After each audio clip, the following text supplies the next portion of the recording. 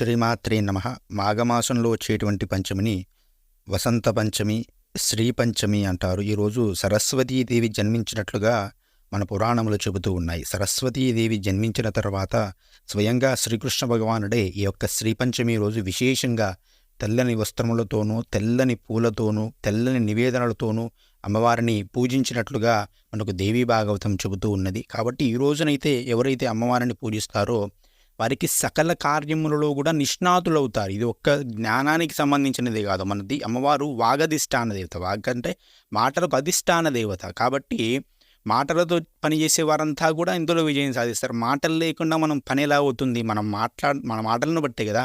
మనం ఇతరులతో పని చేయించుకోవాలన్నా, మన మాటలు ఇతరులు వినేలా చేయాలన్నా కూడా మన వాక్ శక్తి అనేది బలంగా ఉండాలి. కాబట్టి అమ్మవారి అనుగ్రహం అనేది ప్రతి ఒక్కరికి కూడా కావాలి. కాబట్టి అమ్మవారి యొక్క అనుగ్రహాన్ని పొందేందుకు ప్రతి ఒక్కరూ కూడా ఈ వసంత పంచమి పూజ అనేది ఆచరించాలి. అమ్మవారి రూపాన్ని ఒకసారి పరిశీలన చేస్తే మనకు అర్థమవుతుంది అసలు అమ్మవారు ఏం చెబుతుంది అని. మనకు చిన్నప్పటి నుంచి కూడా ఒక శ్లోకం తెలుసు కదా. ఆ శ్లోకం అర్థం తెలుసుకుంటే అమ్మవారి యొక్క రూపరహస్యాలు తెలుస్తాయి.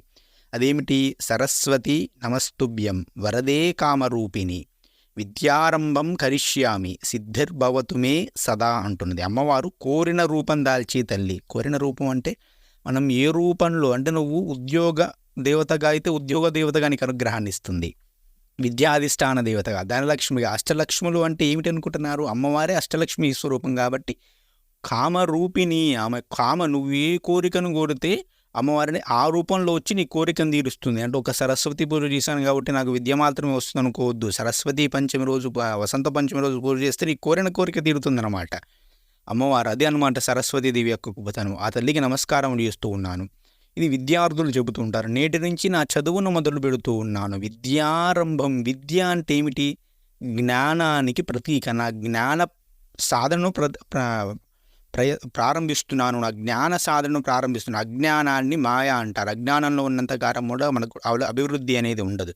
ఎప్పుడైతే మనకు విద్య అనేది అయితే వస్తుందో, విద్య అంటే జ్ఞానాన్ని మనం తెలుసుకోవడం ప్రారంభిస్తామో అప్పటి నుంచి కూడా మనం ఉన్నతమైనటువంటి శిఖరాల వైపు వెళ్తూ ఉంటాం. అలా జ్ఞానం వైపు ప్రయాణించడానికి నేను ఒక నిర్ణయం తీసుకున్నాను.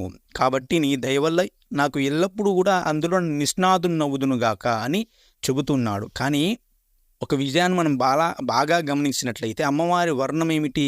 తెల్లని వర్ణం. అంటే ఏమిటి? స్వచ్ఛతకు, నిర్మలత్వానికి సంకేతము. పరిపూర్ణమైనటువంటి జ్ఞానానికి అమ్మవారి సంకేతము. ఊహాతీతమైనటువంటి కొలతలకు, అతీతమైనటువంటి పరిపూర్ణత్వ సిద్ధికి ఆ తెలుపు అనేది సంకేతము. అంటే స్వచ్ఛమైనటువంటి మనస్సున్నవాడే తన యొక్క పనిలో విజయాన్ని సాధిస్తాడు. అది సరస్వతీ వర్ణ ధ్యానవర్ణ యొక్క శ్లోకం అన్నమాట. ఆమె చేతిలో ఏముంటుంది? అక్షమాల ఉంటుంది. దేనికి ప్రతీకత? ధ్యానానికి, కృషికి. నువ్వు కూర్చొని జపం చేయమంటే సాధారణమైనటువంటి విషయం కాదు. చాలా పట్టుదల ఉండాలి. అంటే పట్టుదలకు ప్రతీక అమ్మవారు.